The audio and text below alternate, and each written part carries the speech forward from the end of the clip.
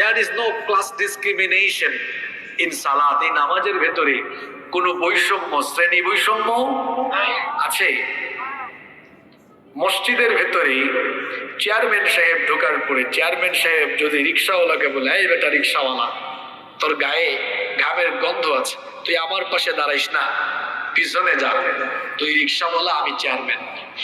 Chairman সাহেব এই কথা যদি ভুল করে বলেও ফেলে, রিক্সাওয়ালাও বলে ফেলবে, মিয়া আপনার চেয়ারম্যানগিরি দেখালে ইউনিয়ন পরিষদের ভেতরে গিয়ে দেখান, এটা মসজিদ, আল্লাহর ঘর, এখানে আপনিও আল্লাহর গোলাম, আমিও আল্লাহর গোলাম। এখানে কারো সাথে কারো কোনো বিভেদ, বৈষম্য।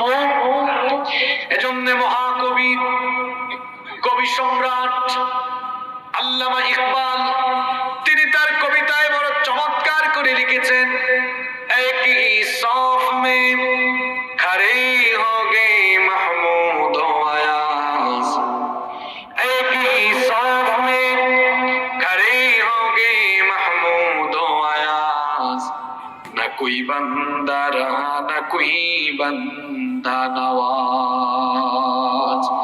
নামাজে আসার পর সম্রাট মাহমুদ আর তার চাকর আয়াজ যখন একই কাতারে পাশাপাশি কাছাকাছি কাঁধে কাঁধ লাগিয়ে দাঁড়িয়ে যায়, তখন সম্রাট মাহমুদ তিনি আর সম্রাট থাকেন না, তার চাকর আয়াজ তখন আর চাকর থাকে না,